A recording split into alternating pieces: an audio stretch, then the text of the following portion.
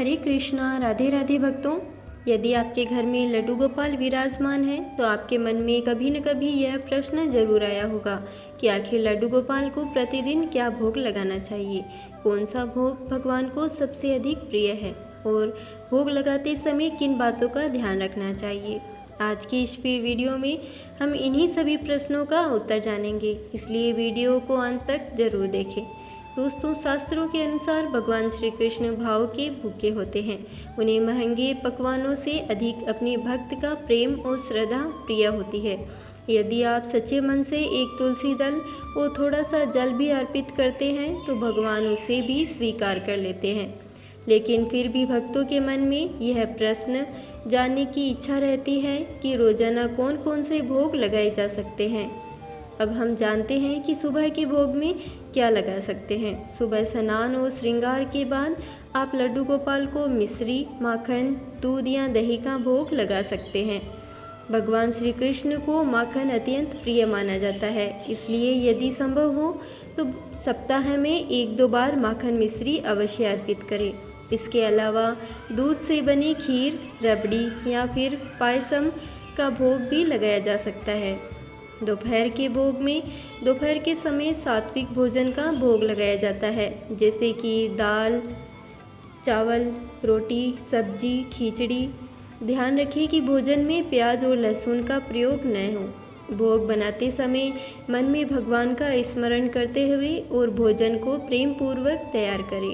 शाम के भोजन में शाम के समय फल, मेवा, मिश्री, मखाना, किशमिश या कोई हल्का सात्विक नाश्ता अर्पित किया जा सकता है।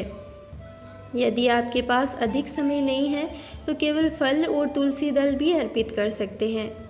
अब बात करते हैं उन भोगों की जिन्हें भगवान कृष्ण का प्रिय माना जाता है। सबसे पहले आता है माखन मिश्री, इसके बाद खीर, पंचामृत, पेड़ा, लड्डू, मखाना, फल, तुलसी दल। इन सभी का विशेष महत्व बताया गया है। दोस्तों, चाहे भोग कितना भी बड़ा क्यों ना हो, यदि उसमें तुलसी दल नहीं है तो वह अधूरा माना जाता है। इसलिए जब भी भोग लगाएं एक तुलसी पत्र अवश्य रखें। मान्यता है कि भगवान श्री कृष्ण तुलसी के बिना भोग ग्रहण नहीं करते हैं। कौन से भोग नहीं लगाने चाहिए, आइए इस बारे में बात करते हैं। कुछ बातों का विशेष ध्यान रखना चाहिए। लड्डू गोपाल को कभी भी बासी भोजन, जूठा भोजन, प्याज, लहसुन, मांसाहारी पदार्थ, शराब आदि का भोग नहीं लगाना चाहिए। भगवान को हमेशा ताज़ा और सात्विक भोजन ही अर्पित करें। आइए मैं आपको अब भोग लगाने की सही विधि के बारे में बताती हूँ। भोग लगाने से पहले हाथ पैर अच्छे से धो लें। भोग की थाली साफ करें। भगवान के सामने थाली रखें और प्रेम से प्रार्थना करें, हे ठाकुर जी, कृपया इस भोग को स्वीकार करें। इसके बाद कुछ मिनट तक भगवान का नाम जप करें, फिर आरती करें और भोग को प्रसाद के रूप में ग्रहण करें। यदि रोज भोग बनाना संभव न हो तो क्या करें? कई भक्त नौकरी या पढ़ाई में व्यस्त रहते हैं। ऐसी स्थिति में चिंता करने की आवश्यकता नहीं है। आप केवल मिश्री, दूध, फल, माखन, तुलसी दल भी अर्पित कर सकते हैं।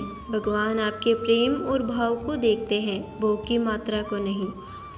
तो दोस्तों, लड्डू गोपाल को प्रतिदिन प्रेम और श्रद्धा से माखन मिश्री, दूध, फल, खीर या सात्विक भोजन का भोग लगाया जा सकता है। सबसे महत्वपूर्ण बात यह है कि भोग शुद्ध हो, सात्विक हो और उसमें भक्त का प्रेम शामिल हो।